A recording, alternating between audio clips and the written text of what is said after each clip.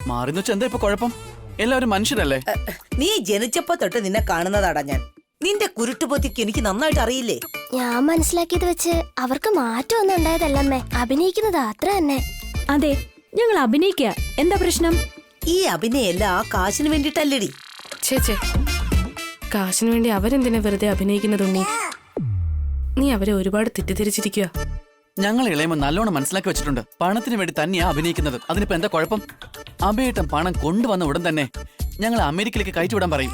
അമേരിക്കയിൽ പോയി കഴിഞ്ഞാൽ എല്ലാ കാര്യങ്ങളും മെമ്മറിന്ന് ഡിലീറ്റ് ചെയ്യും. എന്ത്? അപ്പൊ എന്നെ അമേരിക്ക കൊണ്ടുപോയില്ലേ? എന്നെ ഇവിടെ വിട്ടിട്ട് പോകാനാ പ്ലാൻ? ആന്റിക്ക് ഇതേ ഉള്ളോ പറയാൻ?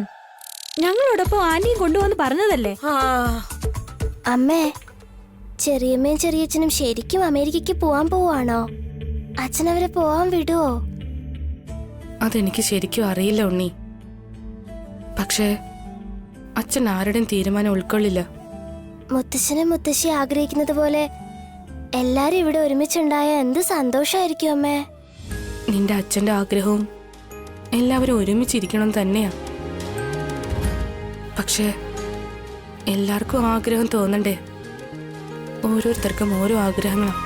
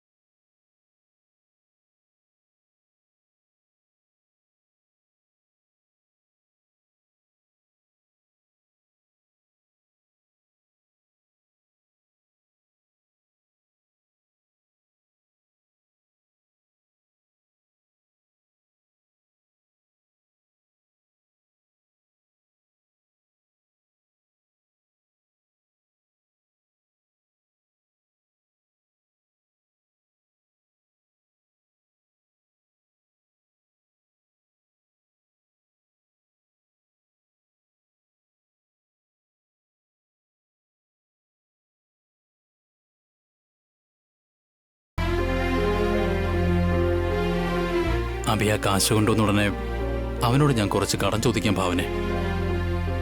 സ്വന്തമായിട്ട് എന്തെങ്കിലും ബിസിനസ് തുടങ്ങണം. ഒരുപാട് നാളുകൾക്ക് ശേഷം ഏട്ടൻ ഇന്നാണ് ഒരു നല്ല തീരുമാനം എടുത്തത്. എത്ര നാളെന്ന് കരുതി അബിയും വസുവിനെ ഇങ്ങനെ ഡിപ്പെൻഡ് ചെയ്യുന്നത്? അങ്ങനെ തന്നെ ചെയ്യാം. അഭിയേട്ടൻ വീട്ടിൽ വന്നോടനെ നമുക്ക് അമേരിക്കയിൽ പോകുന്ന കാര്യം പറയണം. പെട്ടെന്ന് തന്നെ ഫ്ലൈറ്റ് ടിക്കറ്റ്സ് ഒക്കെ വാങ്ങി വെക്ക. ഓൾറെഡി ട്രാവൽ ഏജൻസിക്കാരോട് ഞാൻ എല്ലാ കാര്യങ്ങളും വിളിച്ച് പറഞ്ഞിട്ടുണ്ട്. ഫ്ലൈറ്റ് ടിക്കറ്റും വിസയെല്ലാം അവർ തന്നെ സെറ്റാക്കി തരാന്നാ പറഞ്ഞത്. നീ ഗ്രേറ്റ് ആണ് അഖിൽ, ഭയങ്കര ഫാസ്റ്റ് ആണല്ലോ. ലേറ്റ് ആയി കഴിഞ്ഞാലേ അബേട്ടന്റെ കയ്യിലുള്ള കാശ് മുഴുവനും തീരുവടി. ഇവരുടെ പ്ലാനിംഗ് ഒക്കെ കാണുമ്പോ എന്നെ അമേരിക്കയിലേക്ക് കൊണ്ടുപോകില്ലെന്നാ തോന്നുന്നത്. അബി വന്ന ഉടനെ 2 ലക്ഷം രൂപ ചോദിച്ച് ഞാൻ ഒറ്റയ്ക്ക് അമേരിക്കയിലേക്ക് പോകും. അവിടെ ചെന്ന് ഏതെങ്കിലും ഒരു സായിപ്പിനെ കല്യാണം കഴിച്ച് അവിടെ സെറ്റിലാവും.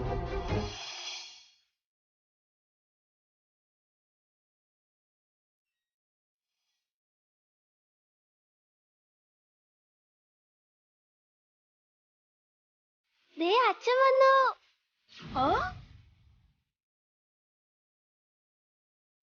ഏട്ടൻ വന്നു കാർത്തിക. അച്ഛൻ വന്നു മുത്തശ്ശ.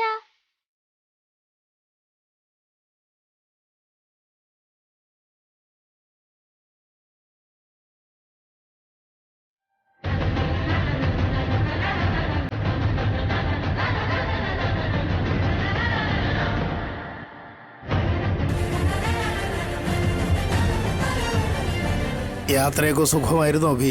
നന്നായിരുന്നു അച്ഛാ. അവര് കാശ് തന്നായിരുന്നോ? ടാക്സ് ഒക്കെ പോയിട്ട് ബാക്കി കാശ് അവര് തന്നു അമ്മേ. ആ കാശ് ഏട്ട ഈ ബാഗിലാണുള്ളത്. കാർത്തിക പോയി കോഫി എടുത്തോണ്ടോ ചെല്ലങ്ങോട്ട്. കാർത്തികേ, വേണ്ട മോളെ, ഇപ്പൊ ഒന്നും വേണ്ട. എനിക്കൊന്ന് ഫ്രഷ് ആവണം. അഭിയേട്ടൻ കുളിക്കുന്നോ? വെള്ളം ചൂടാകട്ടെ? ഒന്നും വേണ്ട, കുറച്ച് കഴിഞ്ഞിട്ട് കുളിക്കത്തുള്ളൂ. അബി എപ്പോ കഴിച്ചോ എന്തോ. ഭാവനെ, അവരെന്തെങ്കിലും എടുത്തു വെക്കേ. ഒരു ധൃതിയില്ല ഏട്ടാ, ഞാൻ കുളിച്ച് കഴിഞ്ഞിട്ട് കഴിച്ചോളാം. എന്താടാ അബി വന്ന ഉടനെ എല്ലാരും അവന്റെ നെഞ്ചത്ത് കയറാൻ നോക്കുന്നേ? അവനൊന്ന് ശ്വാസം വിടാൻ സ്വാതന്ത്ര്യം കൊടുക്ക്. അവനൊന്ന് ഇരിക്കട്ടെ.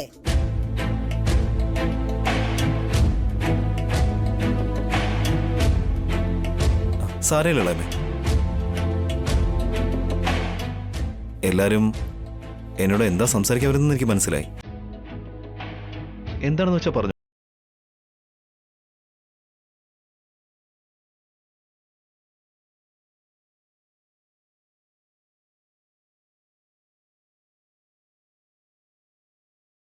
എന്താ എടുത്തി? നീ തെറ്റിദ്ധരിക്കരുത് അബി. ഞങ്ങളെല്ലാവരും നിങ്ങളെ വല്ലാതെ ബുദ്ധിമുട്ടിക്കുന്നുണ്ട്. അത് ഞങ്ങൾക്കിപ്പോ ഒരു ബുദ്ധിമുട്ടായിരിക്കുക. ആ ലോട്ടറി അടിച്ച കാശിന്ന് കുറച്ച് കാശ് ഏട്ടന് കൊടുത്താ സ്വന്തമായിട്ട് എന്തെങ്കിലും ബിസിനസ് തുടങ്ങാന്ന്.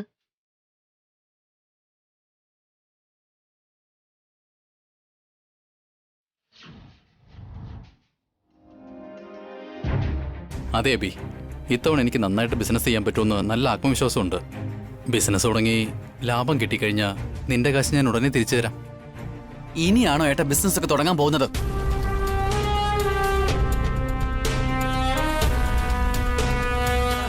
അതുപോലെ ഏട്ടന് ബിസിനസ് ചെയ്യാനായിട്ട് എന്തറിയാം? എപ്പോഴത്തെ പോലെ ഇപ്പോഴും നഷ്ടം തന്നെയായിരിക്കും സംഭവിക്കുക.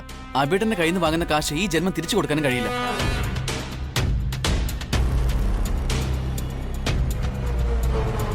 ഏട്ടന്റെ കാര്യം നീ എന്തിനാ നോക്കുന്നേ? നിനക്കെന്താ വേണ്ടെന്ന് വെച്ചാ പറയ്. അത് നമ്മളൊന്നും പറഞ്ഞില്ല അബിയേട്ടാ. ഏട്ട കാശ് തരാണെങ്കിൽ ഞങ്ങൾ അമേരിക്കയിലേക്ക് പോകും.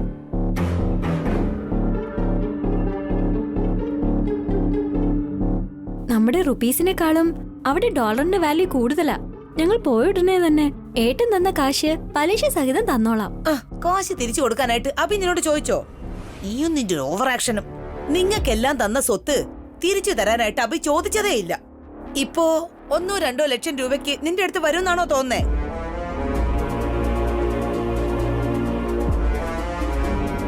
ഇളമയ്ക്ക് എന്താ വേണ്ടത്? അതെ അബി, ഇതിനു മുമ്പ് ഭാസ്കറിനും അഖിലിനും നീ സ്വത്ത് എഴുതി കൊടുത്തപ്പോ ഞാൻ നിന്നോടൊന്നും ചോദിച്ചില്ല. അതിനുശേഷം ഞാൻ വല്ലാതെ കഷ്ടത്തിലായി, നിന്നോടൊന്നും ചോദിക്കാനും പറ്റാതായി.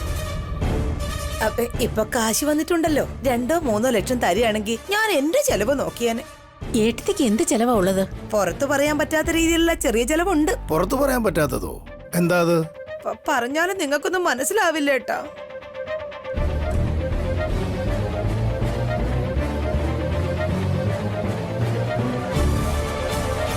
എന്താ ഇളയമേ, ഞങ്ങൾ ഓവർടേക്കാൻ നോക്കാണോ? നിങ്ങളോടുള്ള വിശ്വാസം എനിക്ക് പോയടാ. ഏട്ടൻ നിങ്ങൾക്കൊന്നും കാശ് തരില്ല, ഞങ്ങൾക്കേ തരൂ. അച്ഛാ, അമ്മേ, നിങ്ങൾക്കെന്താ വേണ്ടേ? നീ ഉള്ളപ്പോ ഞങ്ങൾക്ക് പിന്നെ എന്താ വേണ്ടത് അഭി? ഞങ്ങൾക്ക് മറ്റൊന്നും വേണ്ട. ഇനി ഒരു ജന്മം എനിക്കുണ്ടെങ്കിൽ നീ എന്റെ മകനായിട്ട് പിറക്കണോ അബി? ആ ഒരാഗ്രഹം മാത്രമേ എനിക്കുള്ളൂ.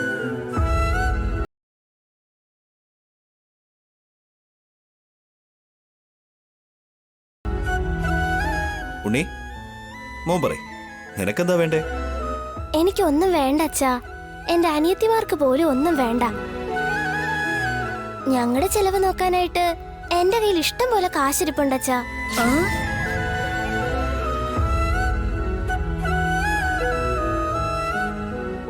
വസുന്ധര, ഇനി താനും കൂടെ ഉള്ളൂ. ആഭരണങ്ങളും സാരികളൊന്നും താൻ ചോദിക്കില്ലെന്ന് എനിക്ക് നന്നായിട്ടറിയാം. ഈ കാശ് ആർക്ക് കൊടുത്താൽ ഉപകാരപ്പെടുമെന്ന് താൻ തന്നെ പറയും.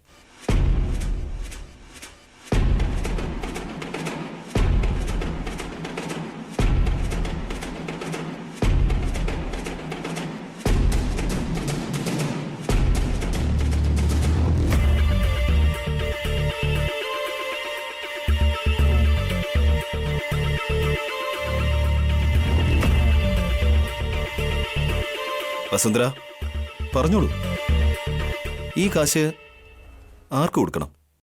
ആർക്കും കൊടുക്കണ്ട.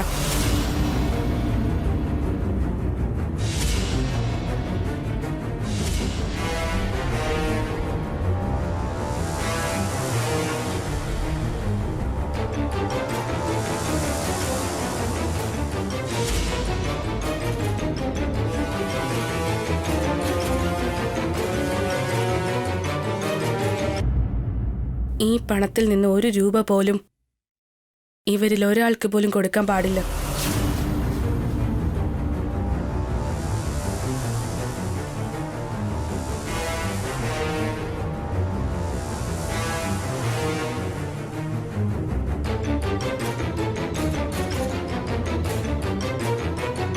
അപ്പോ നീ എന്താ വിചാരിച്ചിരിക്കുന്നേ? ആ കാശ് മുഴുവൻ നിന്റെ മുന്താണിയിൽ കെട്ടിവെക്കാന്നാണോ? ഇത്രയും സ്വാർത്ഥത കാണിച്ചാൽ ശരിയാവില്ല. മനുഷ്യനായിട്ട് ജനിച്ചാ കുറച്ച് മനുഷ്യത്വവും കരുണയൊക്കെ വേണമല്ലോ. ബിസിനസ്സിൽ എനിക്ക് വലിയ എക്സ്പീരിയൻസ് ഇല്ലെന്ന് അറിയാം, പക്ഷെ ഇപ്പോഴാണ് മനസ്സിലാവുന്നേ. നിനക്കെന്നെ ഒരു വിശ്വാസവും ഇല്ലെന്ന്. ഞങ്ങൾ അമേരിക്കയിൽ വിടാന്നും ഏട്ടൻ വാക്ക് തന്നല്ലേ എടുത്തി. ഇപ്പൊ പണം തരില്ലെന്ന് പറഞ്ഞ എങ്ങനെയാ? പണം തരാനുള്ള ഉദ്ദേശം ഇല്ലെങ്കിൽ പിന്നെ എന്തിനു വാക്ക് തരുന്നത്? ആശിപ്പിച്ച് സാഡിസം കാണിക്കുകയാണോ? ഞങ്ങൾക്ക് വേണ്ടി, ഈ വീടിന് വേണ്ടി നിങ്ങളൊന്നും ചെയ്യില്ലേ?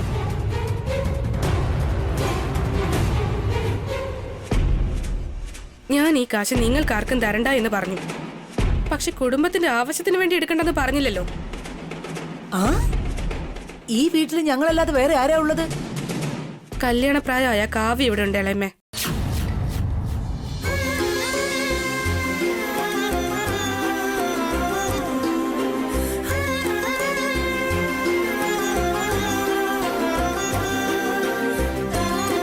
സ്നേഹിച്ചവനെ കിട്ടാതെ പോയതുകൊണ്ട് ആത്മഹത്യക്ക് ശ്രമിച്ചവൾ അവള്. സ്നേഹിച്ചവന്റെ കൂടെ കല്യാണ നിശ്ചയം കഴിഞ്ഞിട്ട് പോലും കല്യാണം ആകാതെ നിൽക്കുക.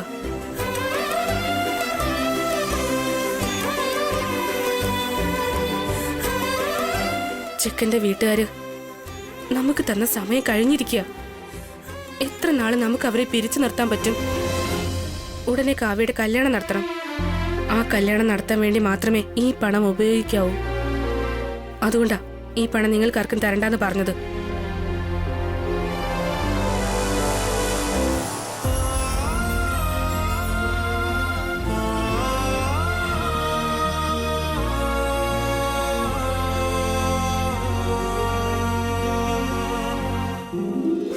ഈ കാര്യത്തെക്കുറിച്ച് ഞാനും വസുന്ധരയും നേരത്തെ സംസാരിച്ചതാണ് അച്ഛാ.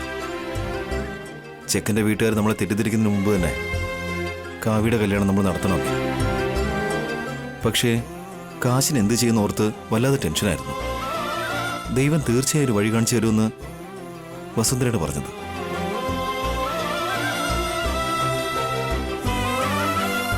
അവള് പറഞ്ഞതുപോലെ തന്നെ എന്തോ മിറാക്കിൾ സംഭവിച്ചതുപോലെ ഈ ലോട്ടറി അടിക്കുകയും ചെയ്തു.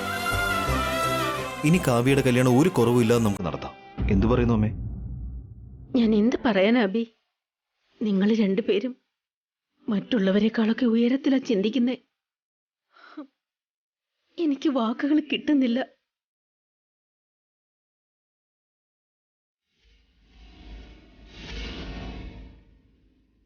ഈ വീട്ടിലെ മുതിർന്നവരായിരുന്നിട്ടും ഞങ്ങൾ പോലും കാവ്യമോളുടെ കല്യാണത്തെപ്പറ്റി ആലോചിച്ചതേയില്ല.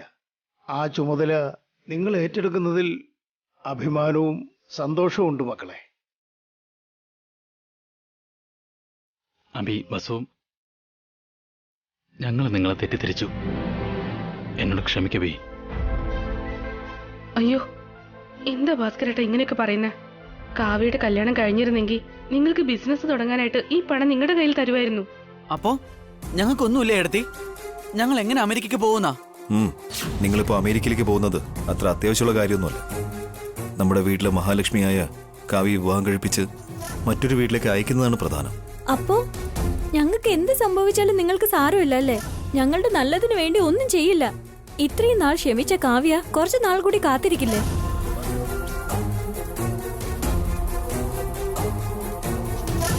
അതെ അബി, അവളുടെ കല്യാണം ഇപ്പൊ തന്നെ നടത്തണമെന്ന് എന്താ അത്ര ധൃതി? നിശ്ചയം കഴിഞ്ഞൊരു ബന്ധമല്ലേ അത്? വേറെ എങ്ങോട്ട് പോവാനാ? കാർത്തികയ്ക്കോ അറിവില്ല. ഇളയമ്മയ്ക്കൊന്ന് ആലോചിച്ചൂടെ? മുതിർന്നവരായിട്ട് ഇങ്ങനെയൊക്കെയാണ് സംസാരിക്കുന്നത്. നിശ്ചയം കഴിഞ്ഞ ഒരു പെണ്ണിനെ എത്ര നാളെന്ന് പറഞ്ഞ ഇങ്ങനെ വീട്ടിൽ നിർത്തിയിരിക്കുന്ന? ഒരു രണ്ടാം കല്യാണം നടക്കാതെ ഇത്രയും നാളായിട്ട് ഞാനിവിടെ നിൽക്കല്ലേ? നീയോ കാർത്തിക അഖിലിനെ സ്നേഹിച്ചല്ലേ കല്യാണം കഴിച്ചത്? സ്നേഹിച്ച ആളെ കല്യാണം കഴിക്കാൻ പറ്റിയില്ലെങ്കിൽ ആ വേദന നിനക്ക് മനസ്സിലാവുന്നതല്ലേ? ആ പയ്യന്റെയും കാവ്യയുടെ ബന്ധം ബ്രേക്കപ്പ് ചെയ്യണമെന്നും പറഞ്ഞില്ലല്ലോ. എൻഗേജ്മെന്റ് കഴിഞ്ഞല്ലേ? പിന്നെന്താ പ്രോബ്ലം? ഞങ്ങൾ എപ്പോഴും അമേരിക്കയിൽ ചെല്ലുന്നെന്ന് കാർത്തികയുടെ ഫ്രണ്ട്സ് വിളിച്ചോണ്ടിരിക്കുക. അവർ വിളിക്കുമ്പോൾ ചെന്നില്ലെങ്കിൽ പിന്നെ അവിടെ ചെന്നിട്ടും എന്ത് കാര്യം എടുത്തുള്ളത്? ഒരു ജോലിയും കിട്ടില്ല. ഇതൊക്കെ ഇവരോട് പറയുന്നത് വേസ്റ്റ് ആണ് അഖിൽ. ഇവർ നമ്മുടെ വെൽവിഷേഴ്സ് ഒന്നുമല്ല. നമ്മൾ മുന്നേറുന്നത് ഇവർക്ക് സഹിക്കില്ല. സഹായിക്കാന്ന് പറഞ്ഞ് നമ്മളെ വഞ്ചിച്ചു, വാക്ക് തെറ്റിച്ചു.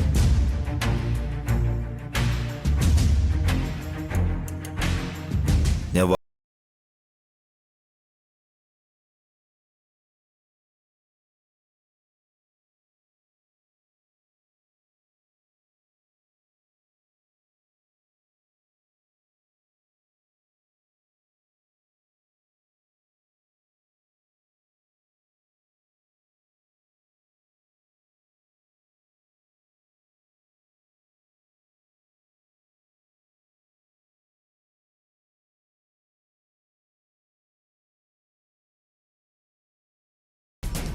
അഖിലിന് എത്ര വിഷമായിന്നറിയോ? പാവം. ഛേ.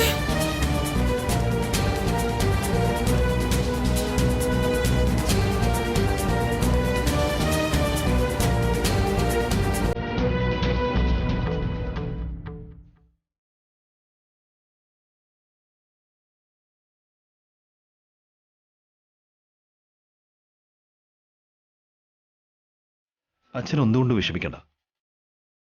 അവരെങ്ങനെ കൺവിൻസ് ചെയ്യണമെന്ന് എനിക്കറിയാം. ഏട്ടാ, ഉടനെ തന്നെ ചെക്കൻ്റെ വീട്ടുകാരെ വിളിച്ച് ഇങ്ങോട്ടേക്ക് വരാൻ പറയൂ. നമുക്ക് കല്യാണത്തിന് മുഹൂർത്തം കുറിക്കാം. അബി,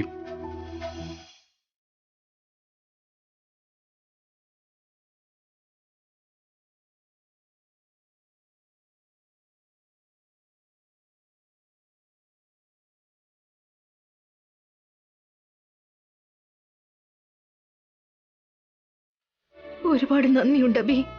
ഞങ്ങളുടെ മോളെക്കുറിച്ച് ഞങ്ങൾ പോലും ഇങ്ങനെയൊന്നും ചിന്തിച്ചിട്ടില്ല.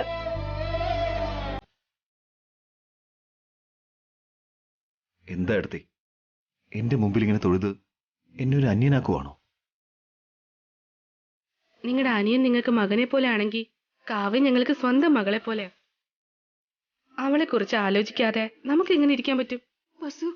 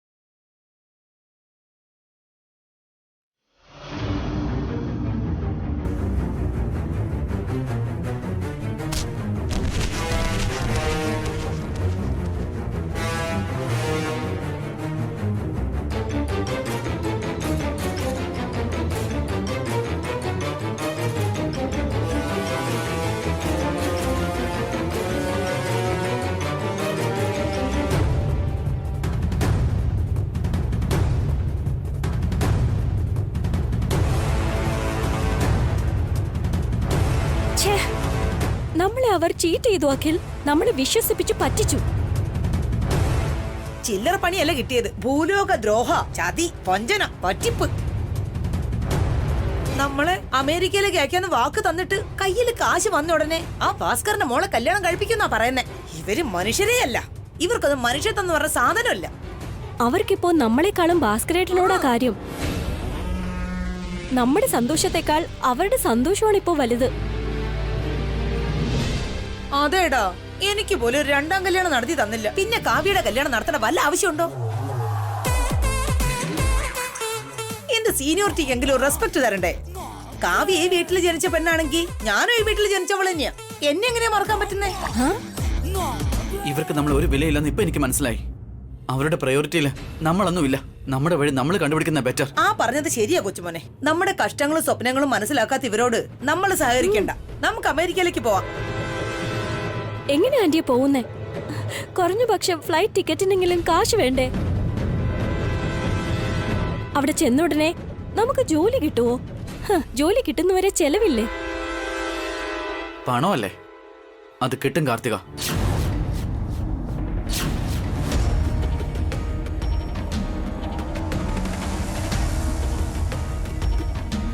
ആരെങ്കിലും കടം തരാന്ന് പറഞ്ഞോടാ? ഇല്ല, ആരുടെ ഒന്നും കടം വാങ്ങാനൊന്നും ഉദ്ദേശമില്ല. എങ്ങനെ അഖിൽ? കുറഞ്ഞ പക്ഷം നമുക്ക് 10 ലക്ഷമെങ്കിലും വേണം. ഇത്ര പെട്ടെന്ന് 10 ലക്ഷം നമ്മൾ എവിടെ നിന്നുണ്ടാക്കും? എന്റെ അടുത്തുണ്ടതാണോ വിചാരിച്ചിരിക്കുന്നേ? 5ന്റെ പൈസ അല്ല എന്റെ അടുത്ത്. നിങ്ങളാണ് സത്യം. പണം ഇവിടെ വീട്ടിൽ തന്നെ ഉണ്ടല്ലോ.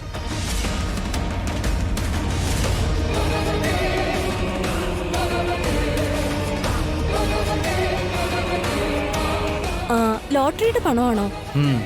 അതെ, ആ കാശ് തന്നെ.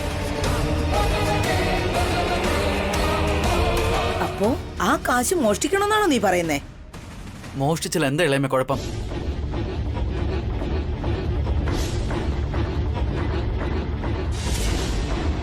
യെസ്, നമ്മളെ അമേരിക്കയിലേക്ക് അയക്കാമെന്ന് വാക്ക് തന്ന് ആശിപ്പിച്ചതാണ്. ഇപ്പൊ വാക്ക് മാറ്റി നമ്മളെ വഞ്ചിച്ചു. ആ പണം എടുത്ത് നമുക്ക് അവരെയും വഞ്ചിക്കാം. പാവം മോളെ, ആ കാശില്ലെങ്കിൽ കാവ്യയുടെ കല്യാണം മുടങ്ങി പോവില്ലേ? അപ്പോ നിങ്ങളുടെ കല്യാണം നടന്നില്ലെങ്കിൽ കുഴപ്പമില്ലേ? അപ്പൊ അയ്യോ, എനിക്ക് എങ്ങനെയെങ്കിലും രണ്ടാം കല്യാണം നടത്തണോടാ.